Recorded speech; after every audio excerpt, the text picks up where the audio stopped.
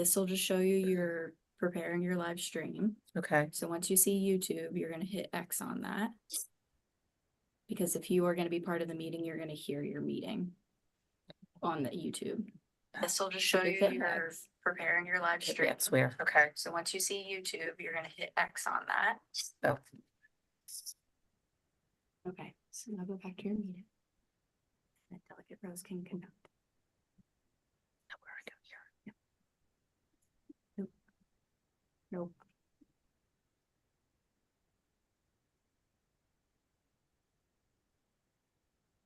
Okay. Delegate Rose, go ahead. All Okay, yours. great. Well, thanks for being here every day this early today for our first Zoom delegation meeting. First, we'll start with saying the pledge, and many thanks to Eric for having a flag, because I apparently I was don't gonna have one in say. my office. Oh, Meg had one too. I think it goes Let's this way. start with though. that. I pledge allegiance To the to the flag, flag the of United the United States States of of America, America, and to the republic for which it stands, one nation, under God, indivisible, with liberty and justice for all. All right, we don't have too heavy of an agenda. Everybody received, thank you, Meg, for getting out the packet. So we have minutes that were distributed. Does anyone have any questions, concerns from the minutes from our last meeting?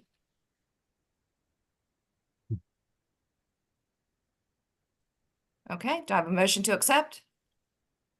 So moved. Second. All in favor? Aye. Okay, great. I don't So the I don't first, think- go ahead. I don't think it's supposed to go that smooth. From my experience, we spent an hour going over the minutes. From my You're experience. thinking about the Frederick County delegation meeting, which is tomorrow. So, the first thing on the agenda, everybody should have received the bond authorization request from the county commissioners this is their annual, authorization. It's 29.8 million for the next fiscal year, and they provided a list of everything that they'll be working on. Any questions or any motion to accept for that? So moved. Right. Second? Any second? I'll second that. Okay, great. All in favor? Aye. Aye. Okay, great. Moving right along. Okay, Carroll County, and I see Mike Fowler's here. Carroll County has requested for unpaid taxes, withholding permits from businesses. Mike, do you want to speak to that a little bit? Sure. Good morning, everyone. Good to see you. So the county doesn't really have an efficient or effective mechanism to collect unpaid personal property taxes from businesses. So what the commissioners approved was the withholding of permits from businesses that have outstanding personal property taxes. The only method of doing this is going to court, which is extremely lengthy, expensive, and is not really effective. So we feel like this is the better way to approach it. Okay. Any questions, any discussion, any thoughts on this? Would this include when they're if there's a formal dispute around the county says you owe X dollars and I'm disputing that? Does the county have the ability to withhold the permits during that dispute? This does not speak to that, but it seems to me from a practical perspective, until that was adjudicated or settled, this would not be put into motion. Okay. I think it would be important from my perspective that language was included in the writing of the text of the law. I don't think that would be a problem. We can work with Senator Reedy's office on that. And I don't think we have that LR back. Meg, did Justin put anything in for this one? Yeah. I have it in. I talked to the drafter yesterday. He said he's still working on it. Okay. So So I think until we see it in writing and address Josh's concerns, is everybody comfortable that we'll kind of hold on voting on this one until Yep. the next delegation meeting? So for the drafter's perspective, you want language that says if in dispute. Well, You I don't want to speak for everybody else. That's just my perspective on it. No, I agree with you, Josh. I think that's a very good point. if in dispute, it's not applicable, right? Yes. Okay. Okay, so we'll table this one until the next meeting for a vote, but we have that moving forward and we'll get the text. Okay. Everybody good with that? Mhm. Okay, the next one is the contracts and purchasing. So Mike, can you speak to that one, please? Yes, and I've also asked Maureen Dunn, who's the county's procurement officer, to be on just in case we have any questions that I can't answer. I'm smart enough to know what I don't know, so I brought her in to make sure that we can finish this through. So this is one we've had before you in the past.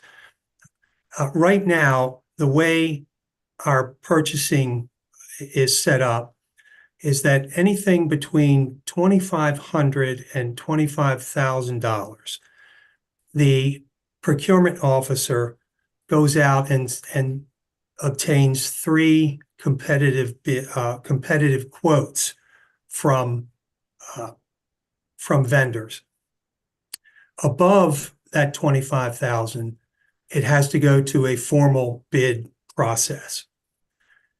That was last raised in 2001. I think it went from 10,000 to 25,000.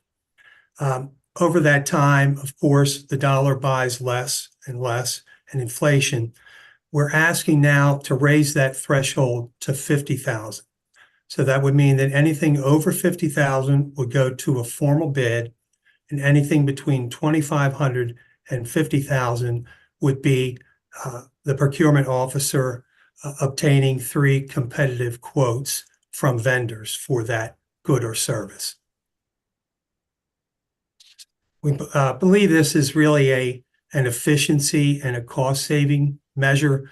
A number of counties are also at that 50,000 level, and I believe that's the state threshold as well. So we've got some, I gave you a briefing that does try to extrapolate some cost savings out. And based on the data that we have, looks like around $100,000 if you project it out at $100,000 per year would be saved in labor costs and time.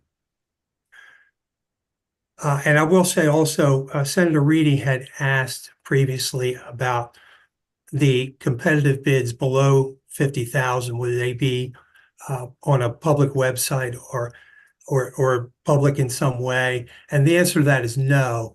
Right now, the amounts up to 25,000 do not go out publicly. So that means that anything now up to 50,000 would be done through the quote process rather than a formal competitive bid. Sounds like a good idea to me. I move in favor. Second that. All in favor? Oh, Chris, Eric, sorry. 1 second. Refresh my memory. Didn't we discuss this last year and introduce it or something? And what happened to it? I'm in favor of it. As I'm worried about if we tried this last year, what potentially happened? We came in late with the bill last year, so it was a matter of timing. We got a hearing, I believe, in the Senate. We didn't get a hearing in the House. So it was really a matter of time. We introduced it in the middle of session and it just got caught. It was just a matter of time. Okay, so it's just like a following technical thing. So we should be good early then. Thank you. Yes. Okay, great. Any other discussion? All in favor? Aye. Aye. Very good. Okay, the next one on our list is the alcoholic beverages licenses, the awareness training bill.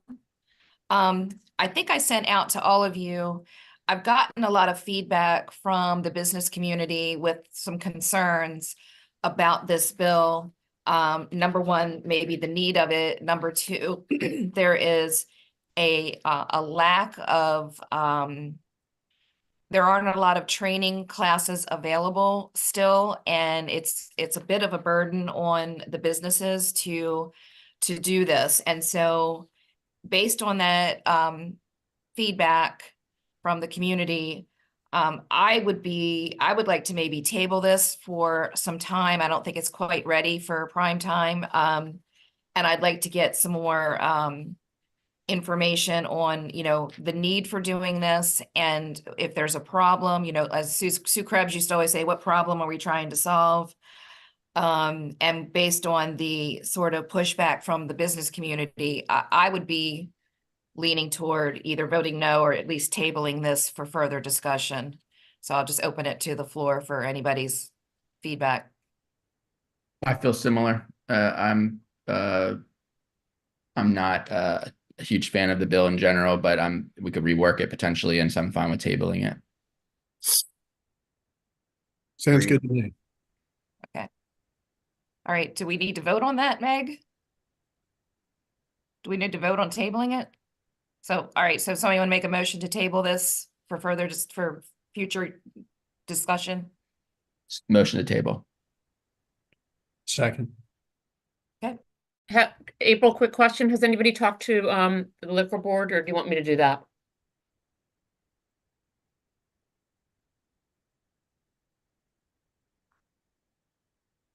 I'm frozen or something. Can you hear me? I think April froze.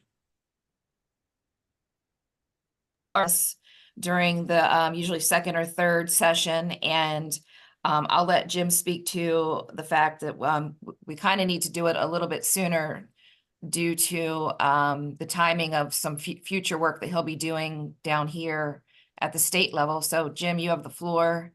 Yeah, thanks, April. I think that you froze for a couple of, it seemed like an Yeah, hour I there. got 'cause we something that went from said one- that I was unstable, which, many people might agree with. I know you will. Yeah.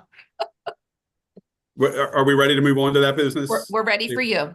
Okay, I appreciate it, and I will kind of go into the reason why I'm asking for this now as opposed to towards the end of this particular term. But I appreciate all of you humoring me and looking at this legislation. I've submitted documentation to support this bill, but I'll expand on that documentation and certainly answer any questions that you have related to the matter. Just for some quick background, I know all of you, but just to make sure you understand, I'm in my third term as sheriff, and I am a retired state police captain. I served there for 25 years. Prior to my retirement, I was the superintendent's executive officer, so I have a good understanding of the overall operations of the Maryland State Police. Since taking over as sheriff in 2014, the office has exponentially changed and grown, both by legislative mandate and because simply it needed to in order to meet the needs of the county. My office patrols the county with 140 law enforcement deputies. Just some accomplishments over the past 9 years, I've stood up my own fully accredited police academy, drawing recruits from all over the state to support not only my office with entry-level police academy training, but training to support their agency manpower needs as well. In this March, I'll graduate my 7th class from the former North Carroll High School, what we now call our police academy. I've instituted a school-wide SRO program with your help, and a lot of it from you guys, placing deputies in all of our public schools to support the mission of safe learning environment. In fact, our program has been nationally recognized as the standard for school resource officer programs. I've secured over $2 million in grant funding to support a state-of-the-art body-worn and in-car camera program. We reallocated manpower within my office to oversee and process the massive amount of data these cameras produce, overall costing Carroll County very little to meet a 2025 mandate a year in advance. I've obtained grant funding to stand up a license plate reader system on state roads leading into Carroll County that captures stolen vehicles, wanted persons, and a variety of other criminal activity that affects my county in real time. I run both a multi-agency task force for drugs and for child abuse. Our drug task force has a HIDTA designation, with our federal partner being the ATF, an agency I have a relationship with that willingly works with our office to target drug dealers that carry illegal firearms. My major crimes detectives investigate everything from burglaries and retail theft rings to rapes and homicides. Currently, we have no homicide that hasn't been closed by arrest in the past 9 years. I am currently in the final stages of design for a new state-of-the-art sheriff's headquarters. Within that headquarters will be a regional ATF National Integrated Ballistic Information Network, or a NIBINS analysis section. This system allows us to analyze firearm shell casings to match them with shell casings collected from other crime scenes throughout the country. Overall, crime in Carroll County since I've been sheriff is at a historic low because I subscribe to proactive policing. I could go on and on about the accomplishments of this office and the cases that have been solved because we have high-quality deputies. I feel this alone is justification to support paying the sheriff in 2026, not right now, in 2026, a competitive salary. But this is only half of the sheriff's responsibilities in Carroll County. The Carroll County Sheriff is also responsible for the day-to-day operations of the Carroll County Detention Center. This jail is a 185-bed facility with over 100 staff members, and it operates 24/7, 365. You all don't hear much about it because it doesn't get much attention, but it does require a ton of time and attention by me and the command staff that oversees that facility. From medically assisted treatment mandates out of Annapolis to technology upgrades to support safety and security in our jail, work release units, home detention units, and 2 years of COVID, managing a detention center requires strong leadership at every level, especially the sheriff. Now, I'm not naive and know that there's opposition to any sort of pay raise for my office. And I've read some of the opposition and allow me to address a couple of those points. First, in one email that I read, the citizen says that there's no comparison in jobs when you look at a state police lieutenant colonel and the Carroll County sheriff. In some respects, that's true because I do more. Because the state police colonels that I know and work with would run from the responsibility of managing a jail. In one email I read, my law enforcement agency, my deputies only patrol unincorporated municipalities in Carroll County. That couldn't be any further from the truth. My office is responsible for patrolling all incorporated municipalities, specifically patrolling Hampstead, Manchester, and Mount Airy after certain hours at night when they are not on duty. We also handle their more complex cases, including rapes and homicides. I assign full-time deputies to patrol New Windsor and Union Bridge, both incorporated municipalities that couldn't afford law enforcement, so I choose to support their efforts. My office supports the Westminster Police Department in every way possible. Since it's the county seat, it tends to be the hub for criminal activity. Overall, my office handles almost 80% of all crime in Carroll County. My office's collaboration with all the policing entities in Carroll County is the reason this county annually enjoys one of the lowest crime rates in the state of Maryland and arguably in the country. Why am I telling you all this? Because this isn't your grandfather's sheriff's office anymore. It's a full-service, nationally accredited, high-speed, well-respected law enforcement agency that's come a long way in a short period of time, and it requires smart leadership now and in the future to maintain this standard. Finally, there's always the issue of our county commissioners having say in what the sheriff makes. I enjoy a strong relationship with the current board and the past two boards since I've been elected sheriff in 2014. I speak with all the commissioners regularly about policing and detention center issues, and they've been made aware over the years of the need to increase the sheriff's salary to stay competitive in years past. But at the end of the day, it's not designed so that they determine what my salary is. The design is so that the sheriff can operate independently and police as the expert, not be beholden to the commissioners in fear they won't agree with salary requests. There are some in the county office building that would love for me to be beholden to the commissioners so they can have the day-to-day control of me and my operation, but I don't believe that's the elected commissioners. They understand the role of the sheriff and the need to be autonomous. Again, I've submitted a number of documents to Senator Reedy, and I believe you guys have those, and I'll be more than happy to answer any questions that you all have. Thank you, Jim. I think we have a question from Delegate Boucher. Thank you, Madam Chair. First, I want to state that having served 4 years as a county commissioner, one of the most enjoyable aspects of that duty was serving with Sheriff DeWeese. I've never seen a more professional operation run before, and his staff is phenomenal. With this bill, if my memory serves me correctly, I believe Frederick County offered a similar bill last year, and it didn't even get out of committee. So I have concerns. I support this and like the concept and idea. However, we have a big uphill battle, and I believe that Senator Lewis Young is introducing a sheriff salary study commission, which I think might get put in front of this. I can support this, but I'm not going to be overly optimistic about its chances considering the uphill battle we have. So it's something for us to consider as we move forward with this. So thank you very much, Sheriff. So real quick, Delegate Boucher, and I the reason I brought this now, and quite honestly, I do have every intention of running 3 more years from now, and by the grace of God, my health is where it needs to be, and I can still do this. But it's not advantageous for me to even ask for a bill like this to be put in, because you know, it could put me at risk of having a slew of people say I'm going to run. But I want people to run. I want quality people that are out there to run for this office now and in the future. That doesn't bother me. But I did look at what happened with Sheriff Jenkins last year. And so legislature, not this delegation, but legislature used his autonomy to say what he believed needed to be said, primarily about immigration, against him, and chose not to grant friendly legislation to his delegation in order to support a salary increase. Now, next year, I was elected sheriff for the Maryland Sheriff's Association for next year. And I need to be able to come down and say what needs to be said about juvenile crime and crime in general.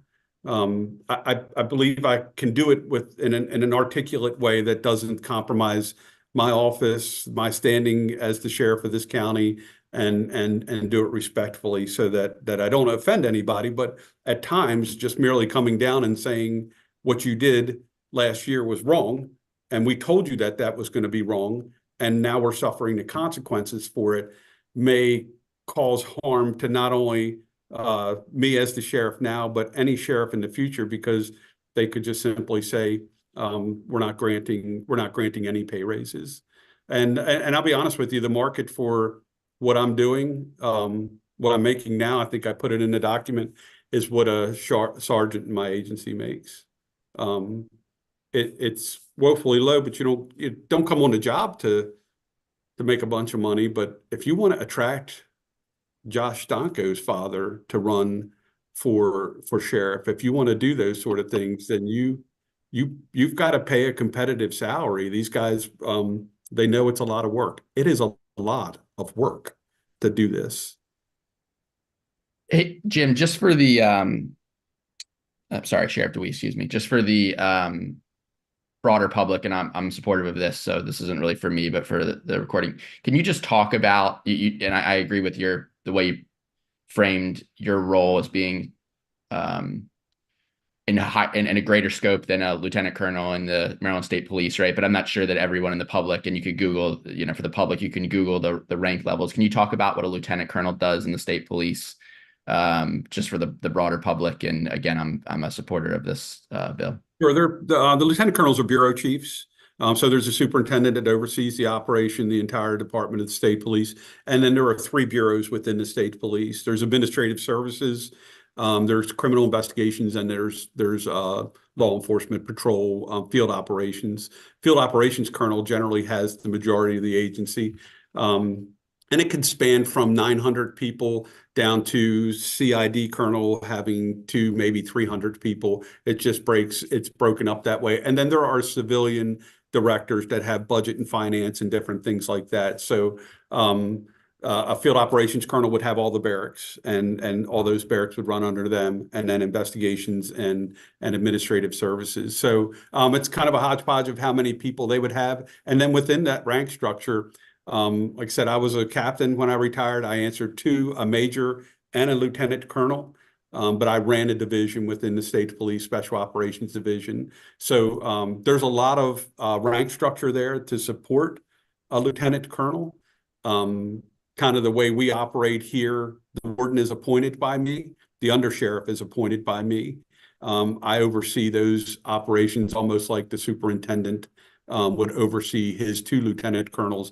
I oversee those operations for my office. And I know all these folks very well within the state police. Most of them that are in those positions worked for me before I retired. At lower levels, they've advanced and they're doing great work. And one of the colonels is very close to me and laughs every day when I talk to him about what's going on in the jail and says, you can have that.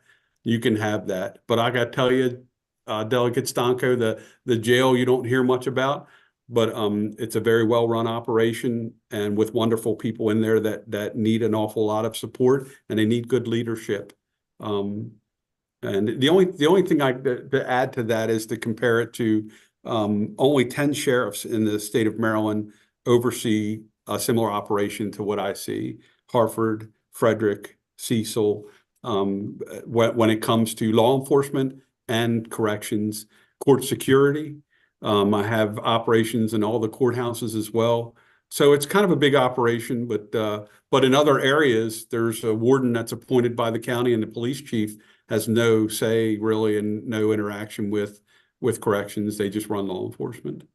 I appreciate that. And kind of continuing on your list, you manage an SRO program that would be done at a county, other counties comparison that doesn't have the state police impact. So just the list of things that you do is never.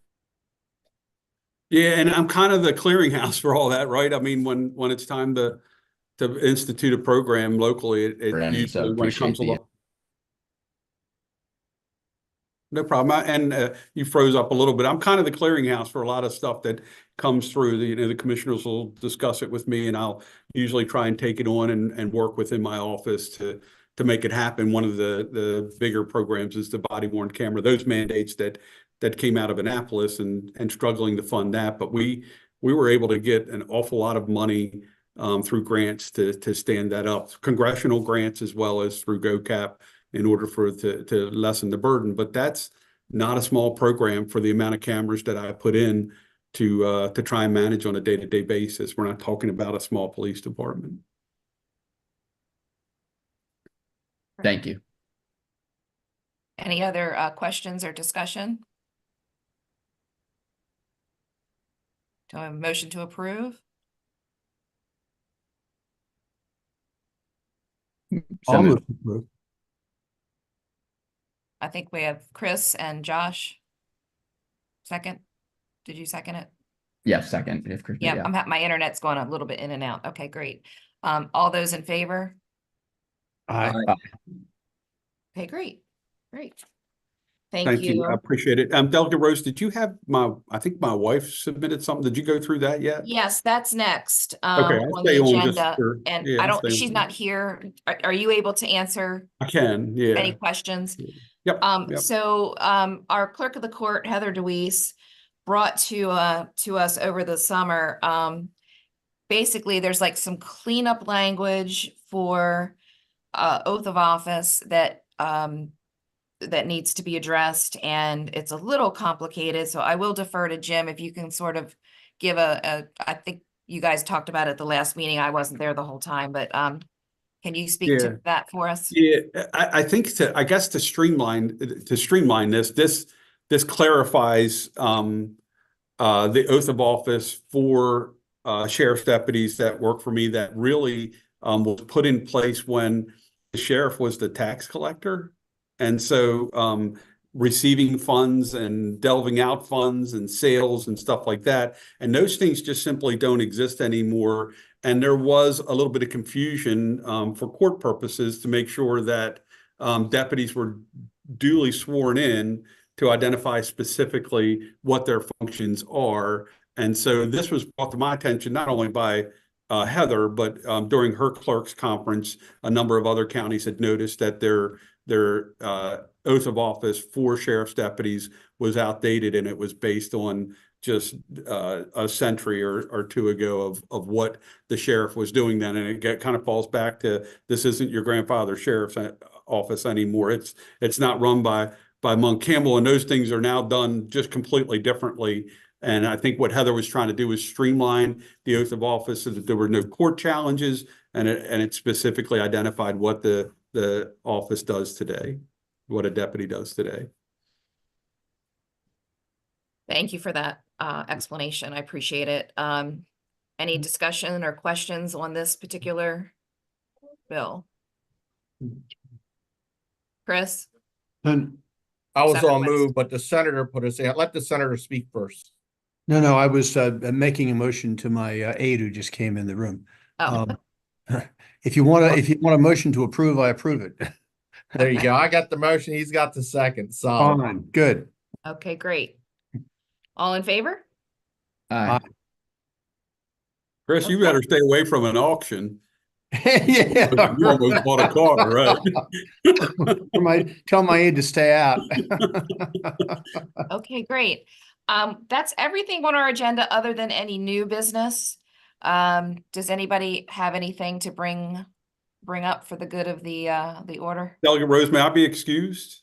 Oh, absolutely. I appreciate it. Thank you all very much. Thank Have you. a good day. Thank you for what you do. Thank you. Okay, just open for discussion, new business. Does anybody have anything they wanted to bring up this morning? I was just looking at the bond authorization. Can I ask a question is Mike I Fowler think still on Mike here? left us. Never mind. I'll ask him later on. It was just out of curiosity. I'm good. Okay. All right, seeing no other comments, do we have a motion to adjourn? Sure. Moved. Are you not electing officers? Oh, I forgot about that. Okay. So do we want to do that this morning? Sounds good. Do we need to do that at the first meeting? I think, is that in our bylaws, I think, possibly? I think it is. I'd have to go dig them up. Okay. I mean, does anybody else want to do this? I nominate Delegate Rose. I second that nomination. Okay. One more time. Okay, all in favor? Aye. Aye. Okay, Madam thanks. Chair, we love you and we Wait, we have appreciate to elect a Senate representative as well, Okay, right? A Senate. I Yes. move we elect Justin Reedy. There we go. Second. I don't think I even can second that, but that's all right. all in favor? Aye, Aye. Okay, there you That's go. what he gets for missing a meeting, right? exactly. Okay, everybody. Well, thank you so much. We need to tell Jesse Pippi like to watch this recording and maybe we can get Frederick County to be a little less contentious. All right, guys. Well, thank you all very much. Thanks, Meg, for getting everything set up, and Sam. And I guess we will see when we have to make another meeting. I'm sure we'll have to meet at least one more time at a minimum, but we'll go ahead and move forward and appreciate everybody's time. Thank you. Bye-bye. Thanks. Have a great day.